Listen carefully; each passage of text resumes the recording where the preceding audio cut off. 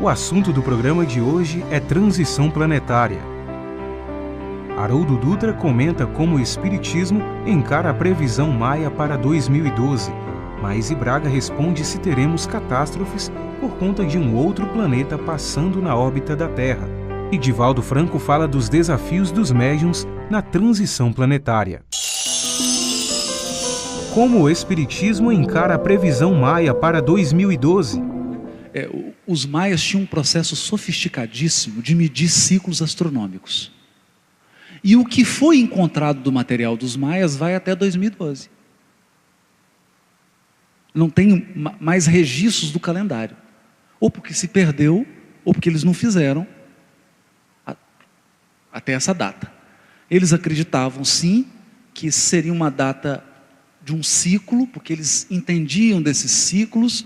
Eles sabem que o ciclo é primavera, verão, outono, inverno. Aí vem uma primavera, verão, outono. Isso eles sabiam. Essas coisas dos ciclos. Por que todo mundo fala do fim do mundo? Quando perguntaram para Jesus assim, qual sinal teremos de que é o fim? Aí Jesus dá uma resposta tão sublime. Ele fala assim, e agora eu vou traduzir. Que ele fala usando aquela linguagem da Galileia. Eu vou tentar trazer para os nossos dias. Como é que você sabe que uma laranja está pronta para ser apanhada do pé?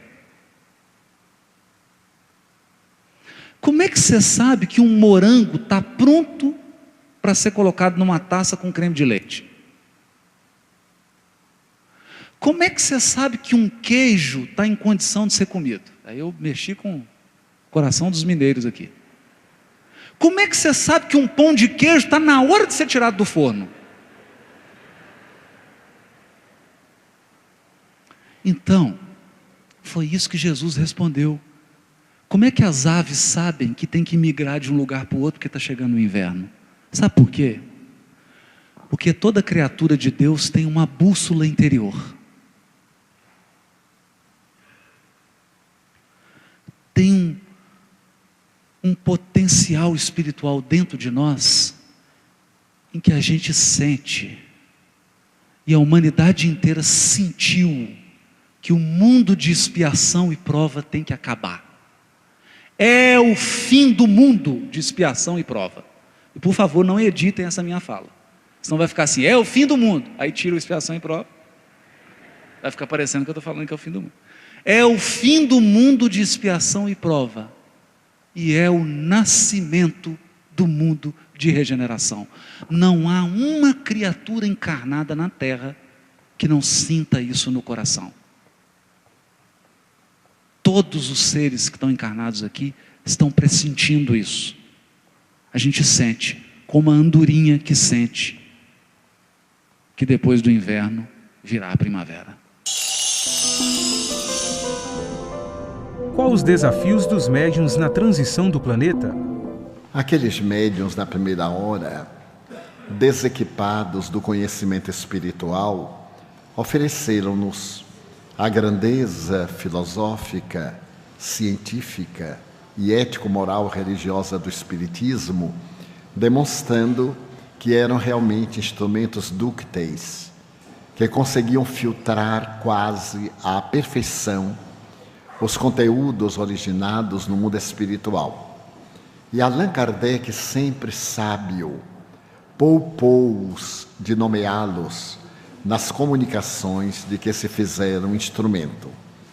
Exceções nós vamos encontrar em obras póstumas, quando ele narra nas suas anotações pessoais as comunicações por intermédio deste ou daquele médium.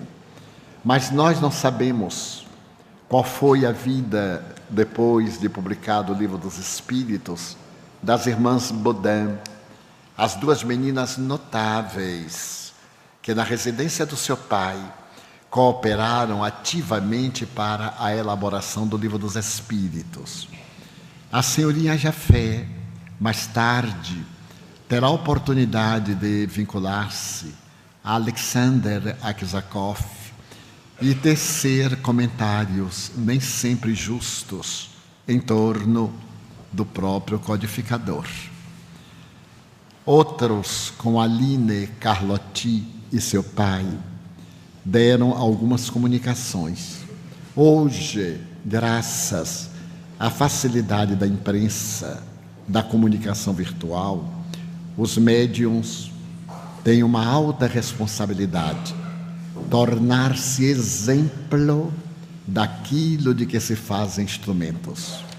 Não lhes baste oferecer as comunicações, porém, aceitar para si primeiro, antes que para os outros, as mensagens de que são portadores, vivendo-as, porque neste momento em que vão ocorrendo os fenômenos de transição do mundo de provas e expiações para o mundo de regeneração, é claro que os mensageiros do Senhor que estão preparando esse caminho necessitem de pessoas exemplos, para que aqueles que nos acompanham possam ter referências espirituais e não apenas teorias.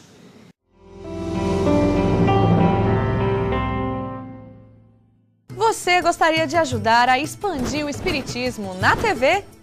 Então aí vai a dica. Você se torna sócio do Clube Amigos do Espiritismo e ajuda a levar a mensagem espírita a muito mais corações. Além de contribuir com este grande desafio, você ainda ganha brindes exclusivos. Uma revista que vira pôster e 2 DVDs todo mês na sua casa, com documentários, animações e videoaulas. Acesse www.amigosdoespiritismo.com.br, faça o seu cadastro e participe!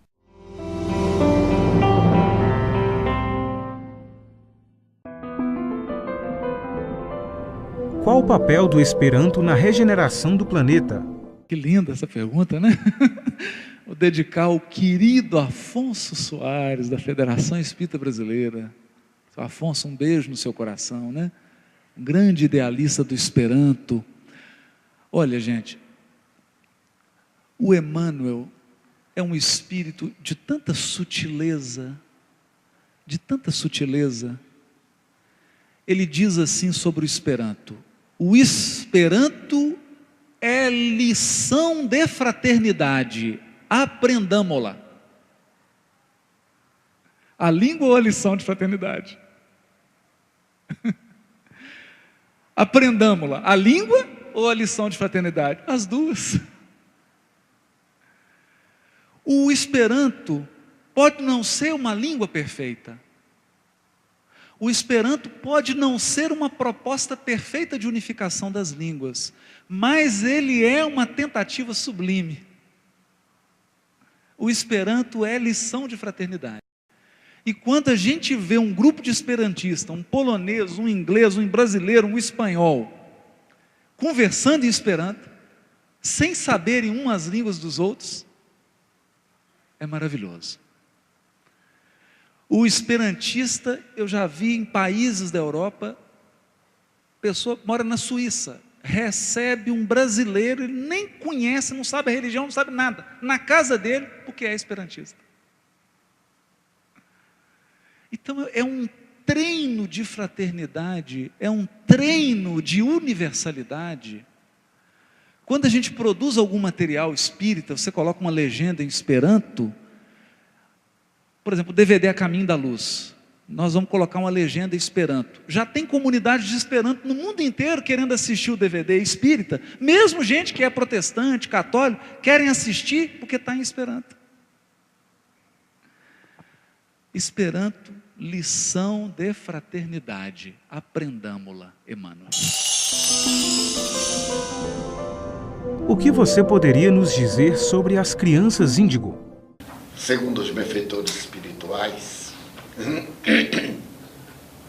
fundamentados em Allan Kardec, na Gênese, quando se refere à nova geração, que veriam espíritos de outra dimensão para poderem apressar o processo de transformação do nosso planeta, asseverando que, de fato, estão reencarnando na Terra espíritos com a tarefa de desenvolver o neocórtex cerebral para poderem dar campo a esse período do futuro que é a faixa da intuição. A esses indivíduos, alguns psicólogos clarividentes, identificando-lhes a aura azul como o tom índigo, ou branca como o cristal, classificaram como estando eles realmente chegando ao nosso planeta. No entanto, merece considerarmos que também estão reencarnando-se na Terra espíritos muito violentos que estiveram retidos em regiões dolorosas desde recuadas épocas. Aqueles espíritos que constituíam algumas tribos bárbaras, como os hunos, os godos, os visigodos, os normandos, que estiveram retidos para não dificultarem o processo do desenvolvimento do intelecto moral do planeta. E agora, na grande transição, eles estão tendo a sua chance para poder experimentar a oportunidade de encontrar a luz e servirem de teste às nossas resistências morais.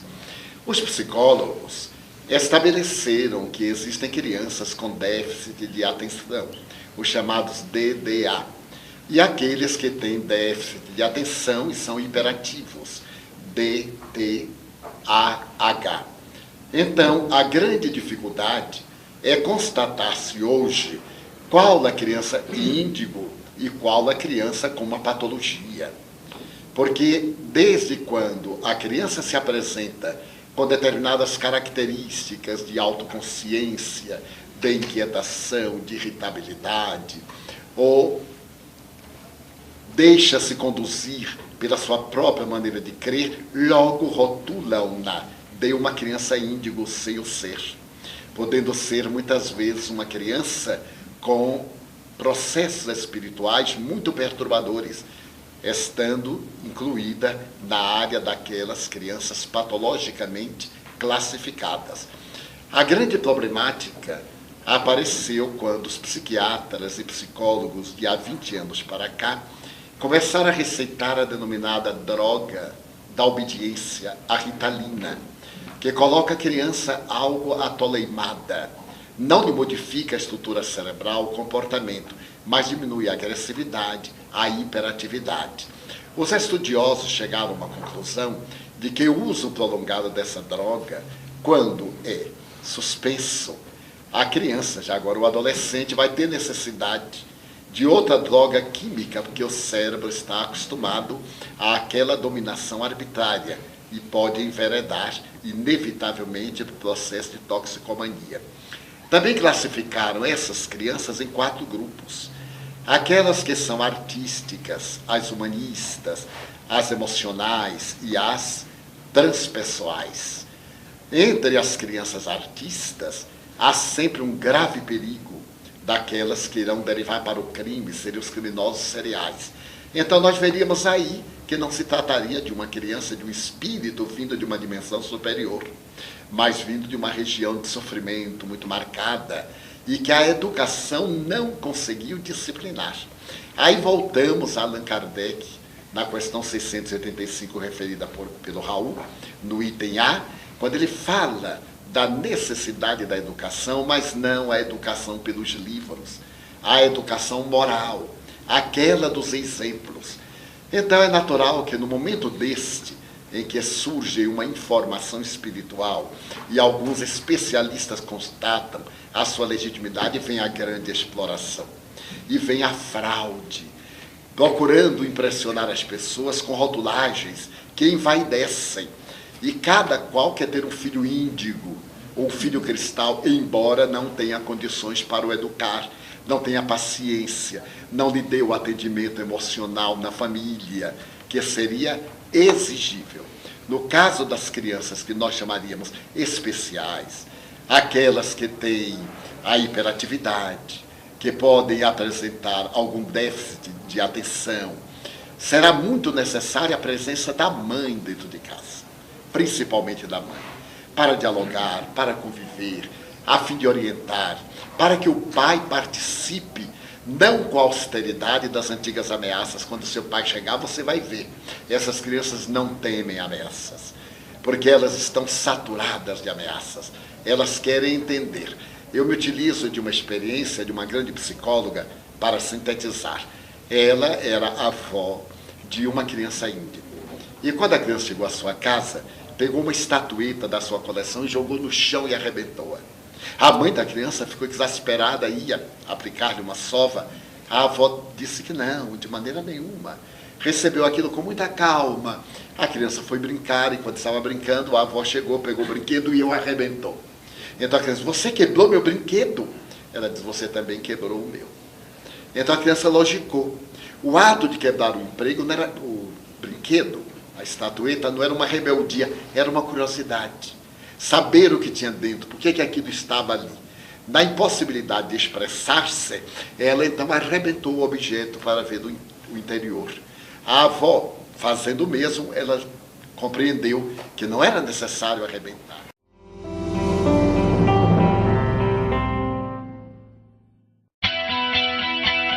A TVC está presente em toda parte, na Web TV, através do satélite, em seu celular, TV por assinatura e também nas redes sociais.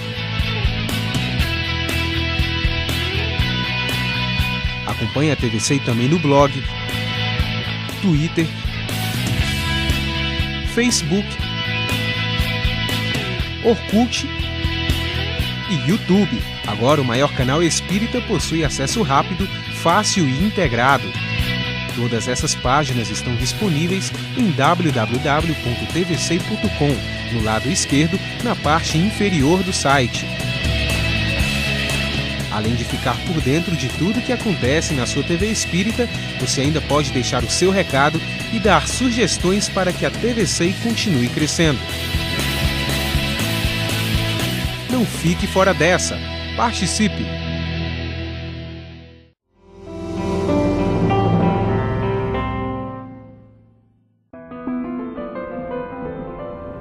No mundo de regeneração, teremos o contato usual com ETs? Sem dúvida nenhuma. Há muitos anos atrás, a minha mãe teve problemas espirituais. Ela só recebia almas suicidas. Imagine isso de madrugada. E aí, meu pai tinha sido na Academia Militar das Agulhas Negras, aluno do general Shoa, que conversava com extraterrestres e recebia discos voadores aqui, em Brasília. E embora meus avós fossem espíritas, eles moravam no Rio de Janeiro, meu avô já havia desencarnado, meu pai levou minha mãe a uma reunião dessas, porque ele não sabia mais o que fazer. A minha mãe já tinha ido ao psiquiatra, já tinha ido ao psicólogo, ninguém sabia o que se passava com ela. Obviamente, nós sabíamos que ela estava passando por um processo de mediunidade sofredora, que foi corrigido depois com trabalho. Mas ele levou-a a uma reunião. E a coisa era tão séria que o general Shoa disse a meu pai, os extraterrestres estão dizendo que não podem ajudar sua esposa, mas eu vou lhe passar o endereço onde ela vai ser socorrida e vai encontrar um local de trabalho espiritual.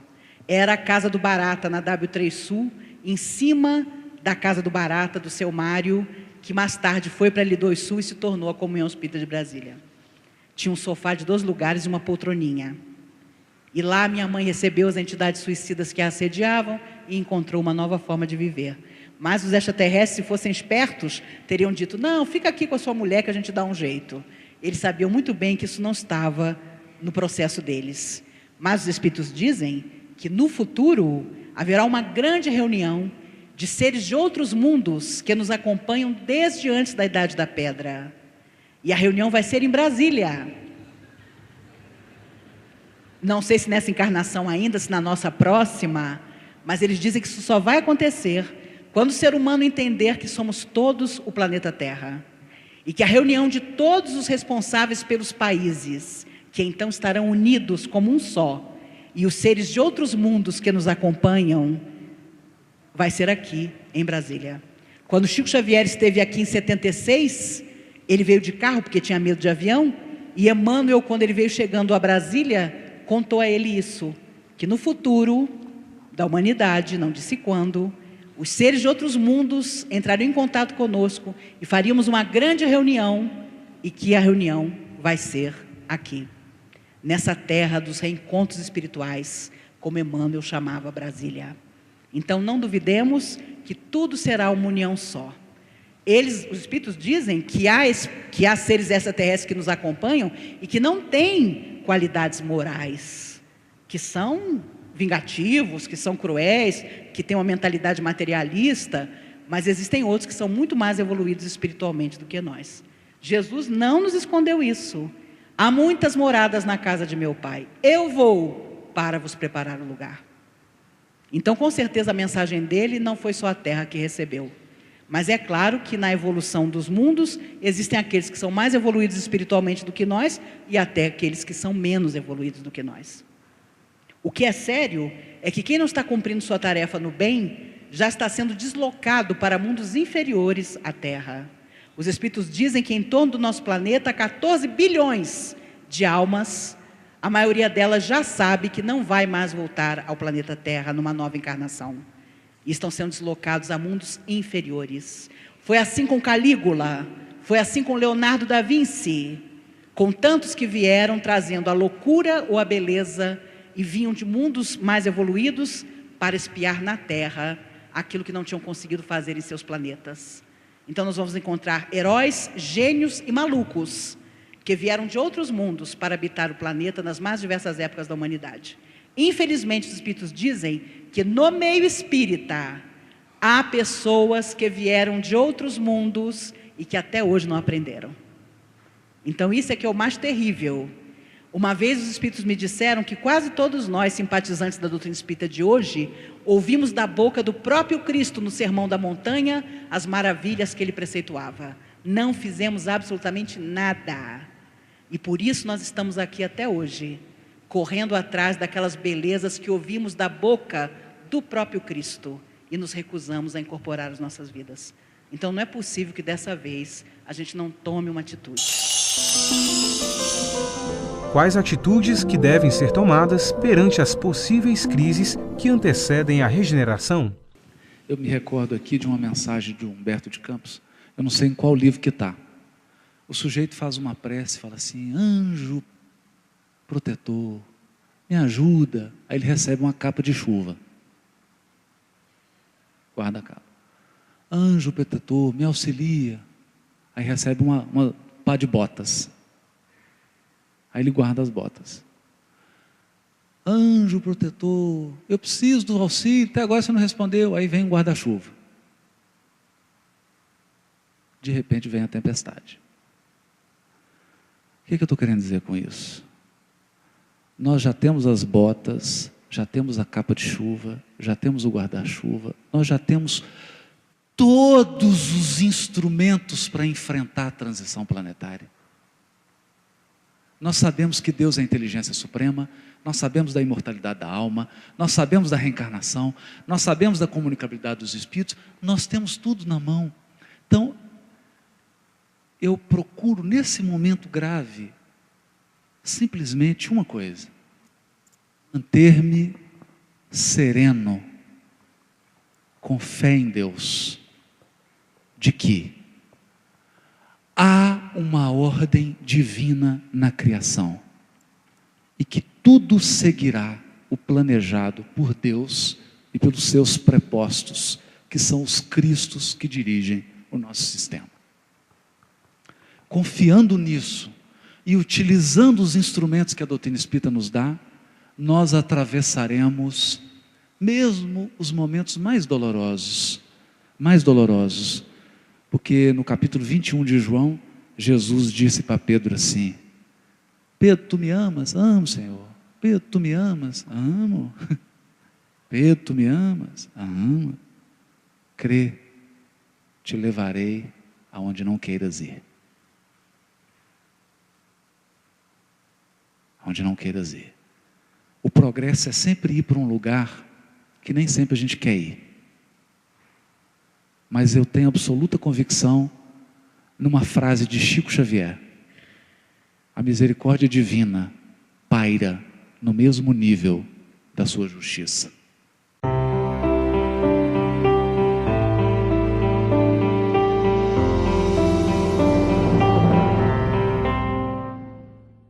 Fim do mundo de expiação e prova. E por favor, não editem essa minha fala. Senão vai ficar assim, é o fim do mundo. Aí tira o expiação e prova. Vai ficar parecendo que eu estou falando que é o fim do mundo. É o fim do mundo de expiação e prova. E é o nascimento do mundo de regeneração. Não há uma criatura encarnada na terra que não sinta isso no coração. Todos os seres que estão encarnados aqui estão pressentindo isso. A gente sente, como a andorinha que sente que depois do inverno virá a primavera. Quais os desafios dos médiuns na transição? Processo sofisticadíssimo de medir ciclos astronômicos. E o que foi encontrado do material dos maias vai até 2012. Não tem mais registros do calendário. Ou porque se perdeu, ou porque eles não fizeram até essa data.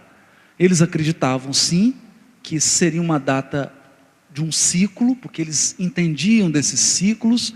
Eles sabem que o ciclo é primavera, verão, outono, inverno. Aí vem uma primavera, verão, outono. Isso eles sabiam. Essas coisas dos ciclos.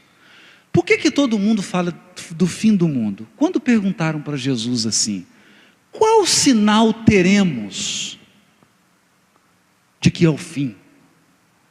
Aí Jesus dá uma resposta tão sublime. Ele fala assim, e agora eu vou traduzir. Que ele fala usando aquela linguagem da Galileia. Eu vou tentar trazer para os nossos dias. Como é que você sabe que uma laranja está pronta para ser apanhada do pé? Como é que você sabe que um morango está pronto para ser colocado numa taça com creme de leite? Como é que você sabe que um queijo está em condição de ser comido? Aí eu mexi com o coração dos meninos.